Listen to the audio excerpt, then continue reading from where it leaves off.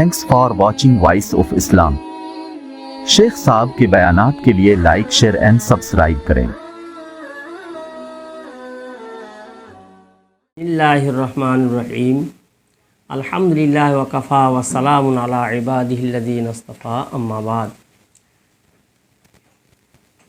আজ হজ এবং হাজি ভাইদের সম্পর্কে গুটি কয়েক কথা যেটা অত্যন্ত প্রয়োজন। রসুল আকরাম সাল্লাল্লাহু আলাইহি সাল্লাম বলেছেন, মকবুল হজের প্রতিদান একমাত্র জান্নাত। মকবুল হজের প্রতিদান একমাত্র হলো জান্নাত। এটা তিরমিজি শরীফে 810 নম্বরে এই হাদিসটা বর্ণনা করা হয়েছে।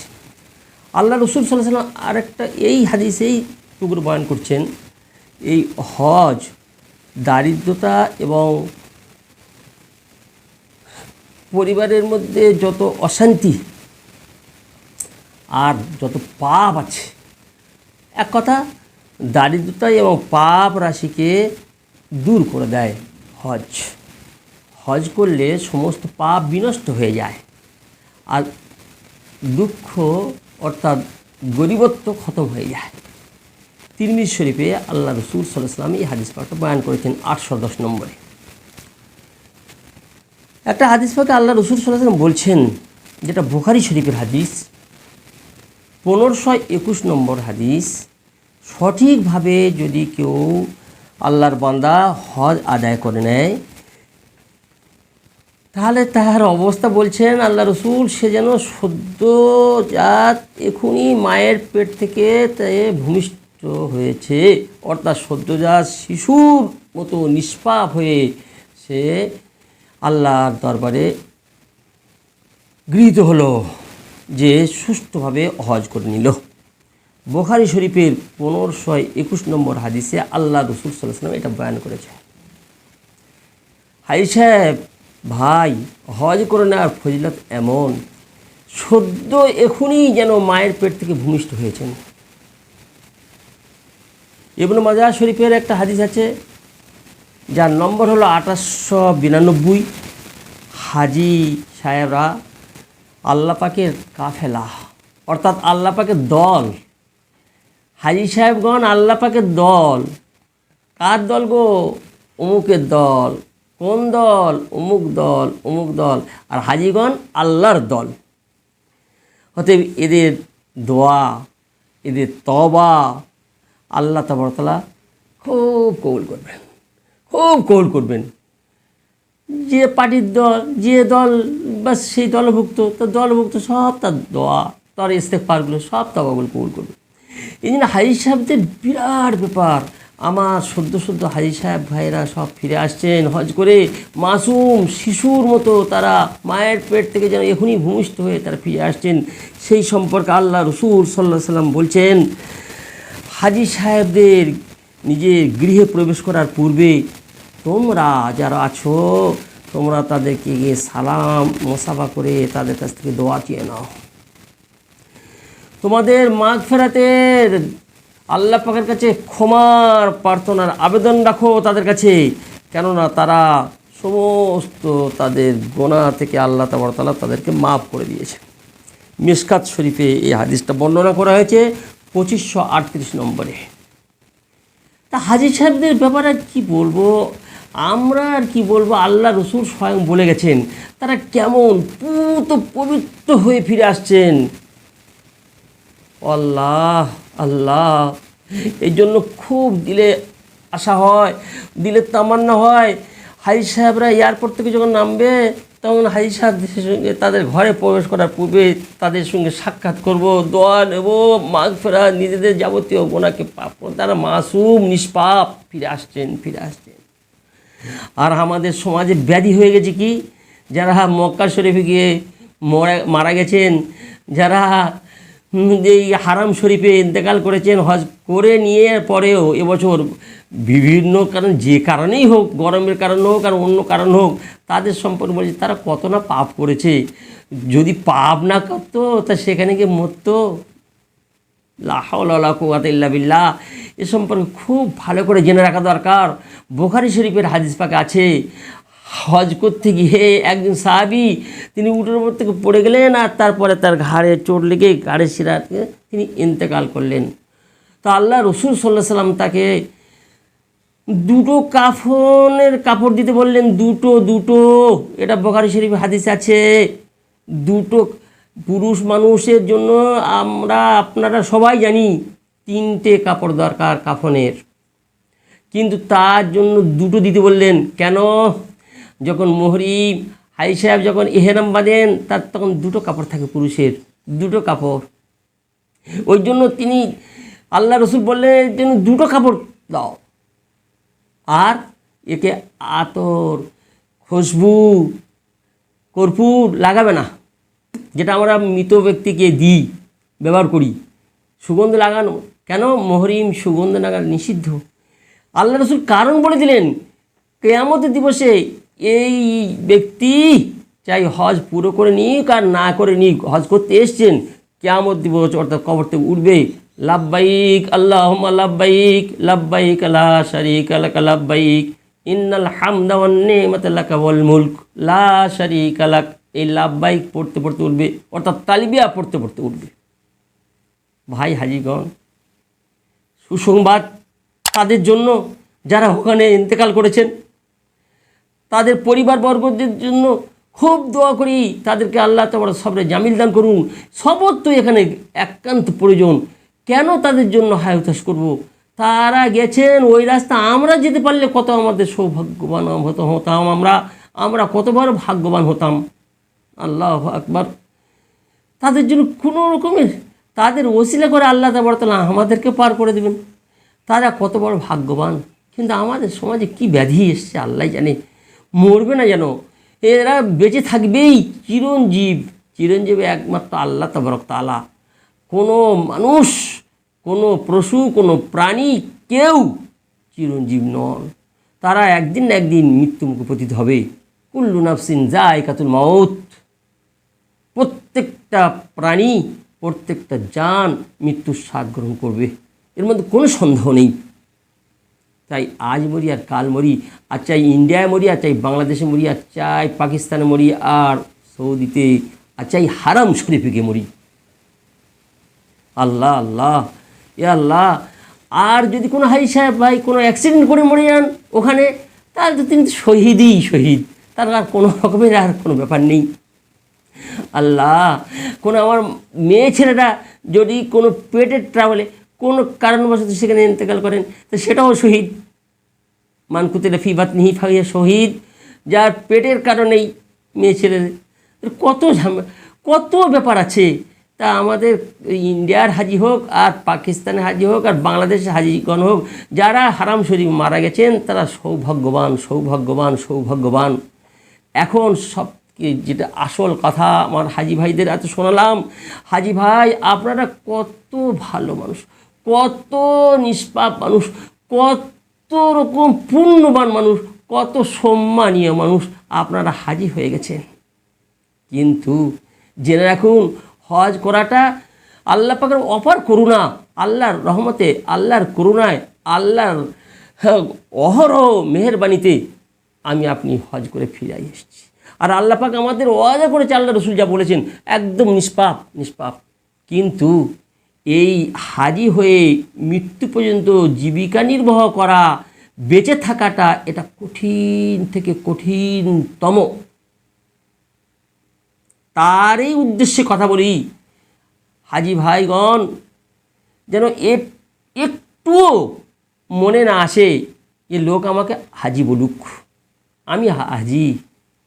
আবার কোনো জায়গায় কোনো মানুষ এমন ধারণা যে 2বার হজ করলে আলহাজ হয়ে যায়, 1বার হজ করলে হাজি সাহেব হন, আর 2বার হজ করলে আলহাজ হয়ে যান। আল্লাহ আল্লাহ আল্লাহ, তোমার পানা, তোমার সাহায্য চাচ্ছি। আচ্ছা বলুন তো, এক হজে তো লাইফে 1বার, তাও আবার সামর্থ্যবান ব্যক্তির, আর নামাজটা প্রত্যেক দিনে 5বার, আর সামর্থ্যবান অর্থের দিক দিয়ে মোটেই নেই, সেই সাবালক হলেই হলো, তার প্রতি প্রত্যেক দিনে 5বার ফরজ। আর হজ তো লাইফে একবার, তো তুলনামূলক হজের থেকে নামাজ অনেক অনেক অনেক বড় ব্যাপার। সেই 5 ওয়াক্ত নামাজ দৈনিক পড়ছি, তাকে তো একবারও নামাজি ভাই বলি না, সলাতি ভাই বলি না, আখির সলাত তাও বলি না, কোনো রকমের নামাজি ভাই, রোজা ভাই, বছরের 1 মাস রোজা, তারপরে রোজা ভাই, ও রোজাদার ভাই, ও সায়েম ভাই, কেউ বলি না। আর না বললো, আর যদি কেউ বলে তা সে বলে আমার সঙ্গে ঠাট্টা করছো, আমার সঙ্গে মজা করছো নাকি, আমাকে উপহাস করছো।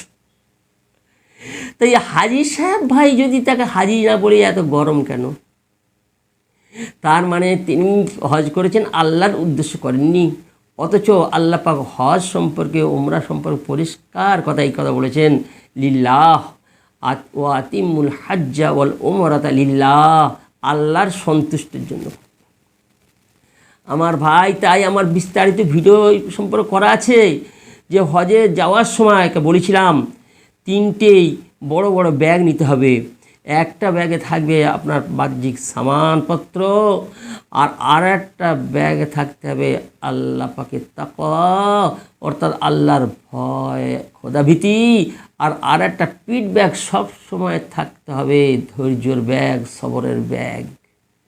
ও ভাই, সে কাজ সারা হয়ে গেছে, এখন রয়ে গেছে ওই ব্যাগটা, মাঝখানের ব্যাগটা, বড় ব্যাগ, যে ব্যাগটা হলো তাকওয়া, আল্লাহর ভয়। আল্লাহর ভয় অন্তরে মৃত্যু পর্যন্ত থাকতে হবে। চাই হাজি হয়ে এসছি, এখন এইটুকু আল্লাহর কাছে দরবারে সব সময় অহরহ কাঁদতে হবে, আল্লাহ আমার মৃত্যু পর্যন্ত আমি যেন হাজি হয়ে থাকতে পারি, আর হাজি অবস্থায় তোমার দরবারে হাজির হতে পারি। তার জন্য করণীয় কাজ কয়েকটা আছে, শুনে নিই ভালো করে, কথাটা জেনে নিই। 1 নম্বর ওইটাই, তাকওয়া।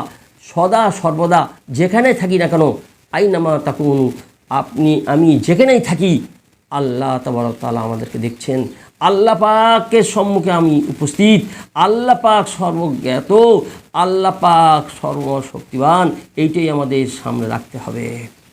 তাহলে আমি যে কাজ করি, তখন আমি লোকের সঙ্গে মিথ্যা কথা বলেছিলাম অনেক ক্ষেত্রে, কিন্তু এখন আমি হাজি হয়েছি, এখন পূর্ণাঙ্গভাবে আমি শিশুসুলভ হয়েছি, পূর্ণাঙ্গ মোমেন হয়েছি, আমি এক নিষ্পাপ হয়েছি।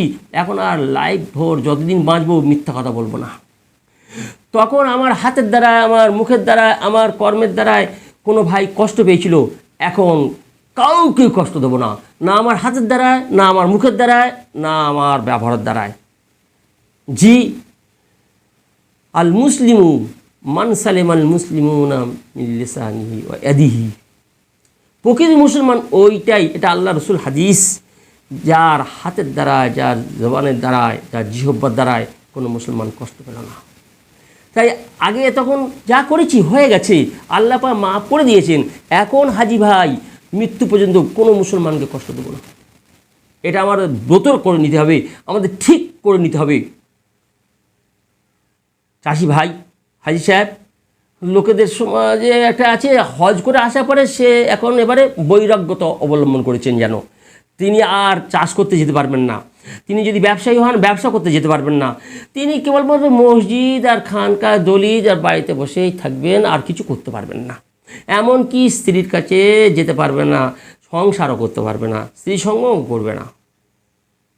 এগুলো ভ্রান্ত ধারণা, এগুলো সমস্ত বৈরাগ্যতা, এগুলো আমাদের ইসলামে নেই। লা রহমানিয়াত ফিল ইসলাম, ইসলামের মধ্যে কোনো বৈরাগ্যতা নেই।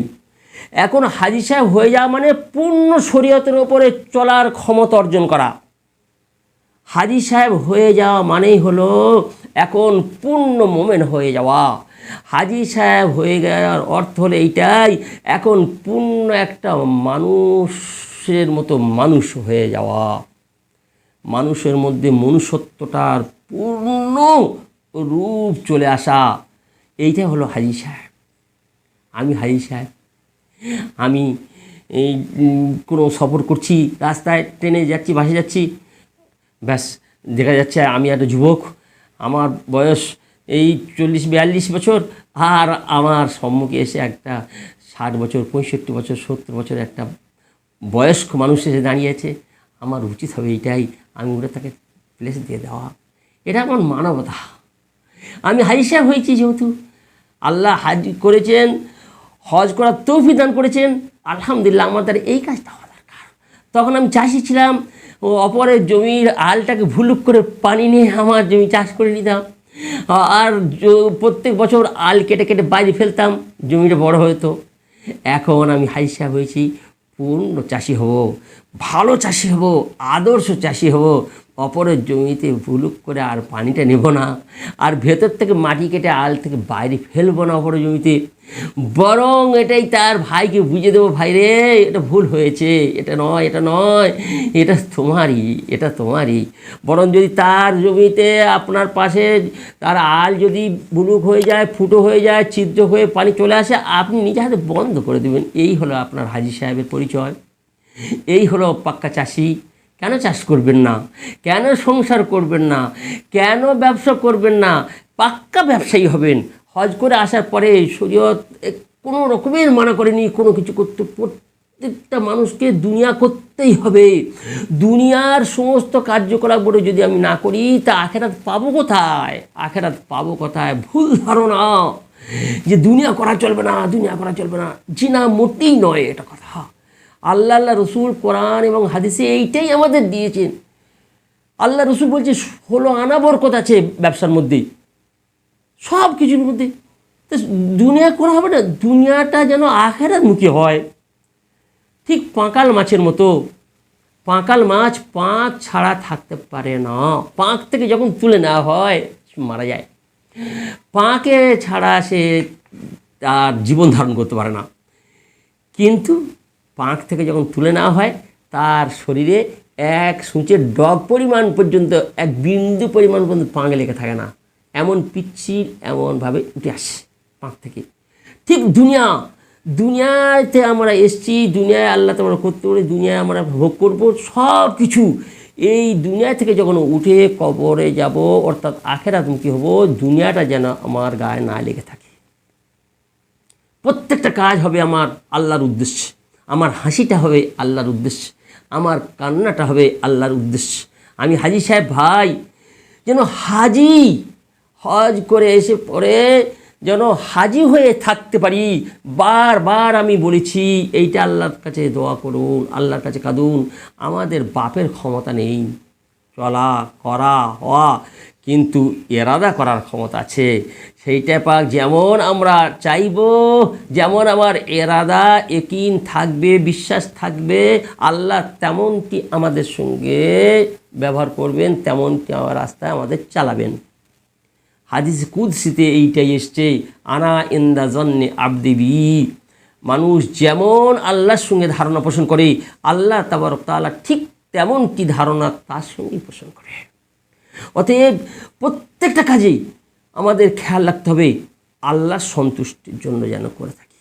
আল্লাহর সন্তুষ্টির জন্য হাজি সাহেব ভাই, আল্লাহর সন্তুষ্টির জন্য যেন করি।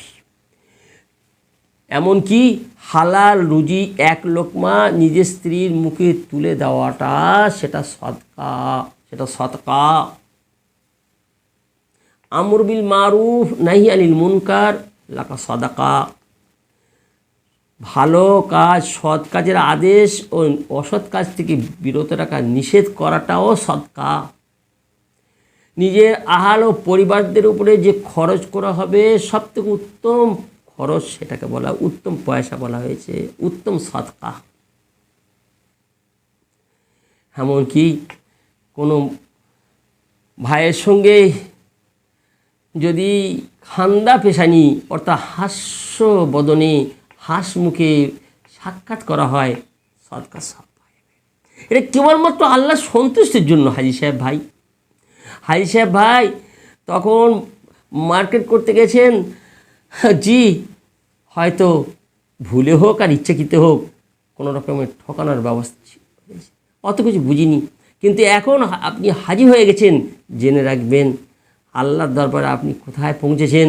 তখন আপনি যখন অন্য কিছু করবেন তখন খেয়াল করবেন যে না, এটা আমি হাজি। একটাই কথা বলে শেষ করি, আমাদের সবসময় জানতে হবে আমি কে আর আমার কাজ কি। যে কোনো কাজে যে কাজে যান, এই আমার এই ছোট্ট কথাটুকু একটু খেয়াল রাখবেন, দয়া করে খেয়াল রাখবেন। নিজের মনকে প্রশ্ন করবেন আমি কে, সঙ্গে সঙ্গে তার উত্তর পেয়ে যাবেন আমি একজন হাজি। তাহলে যে কাজটা করছেন, তাহলে আমার এটা করা উচিত কি না, দ্বিতীয় প্রশ্নের উত্তর পেয়ে যাবেন জি হ্যাঁ। সে কাজটা যদি ভালো হয় তো অবশ্যই হ্যাঁ করা উচিত, আর যদি খারাপ হয় অবশ্যই সেটা না করা উচিত। দুটি কথা বললাম। একটি কথা হলো আমি কে আর আমার করণীয় কি। আল্লাহ তাবারক তাআলা এই দুটি কথাকে যদি এই গুনাহগার বান্দার মুখ থেকে এই বলছি, কিন্তু যদি এই দুটি কথাকে আমরা খেয়াল রাখি, আল্লাহর জাতের উপরে ভরসা করে বলছি, আল্লাহর জাতের উপর বিশ্বাস করে বলছি, ইনশাআল্লাহ সুম্মা ইনশাআল্লাহ আমরা আমাদের জীবনটাকে গড়ে নিতে পারবো। আর আমাদের হাজি ভাইদের উদ্দেশ্যে যেটা বলছি, সেই হাজি সাহেবরা ইনশাআল্লাহ সুম্মা ইনশাআল্লাহ মৃত্যু পর্যন্ত হাজি হয়ে থাকার আল্লাহ তাবারক তাআলা এই দুটো কথার উপরে আমল করলেই তৌফিক দান করবেন আর থাকতে পারবেন ইনশাআল্লাহ সুম্মা ইনশাআল্লাহ। কি দুটো কথা আবার বলছি, আমি কে নিজেকে প্রশ্ন করবেন। যে কাজের সম্মুখীন হয়ে যাওয়ার পরেই সঙ্গে সঙ্গে নিজের মনকে প্রশ্ন করবেন আমি কে, উত্তর পেয়ে যাবেন। আমি একজন আলেম, আমি একজন মুফতি সাহেব, আমি একজন মুহাদ্দিস সাহেব, কিংবা আমি একজন হাজি সাহেব, কিংবা আমি একটা মাস্টার সাহেব, কিংবা কেউ নয়, আমি একজন মুসলমান। তাহলে আমার করণীয় কি, সঙ্গে সঙ্গে দ্বিতীয় প্রশ্নের উত্তর। আর সব মুআমালা ফায়সালা, কোনো মুআমালা আর থাকবে না।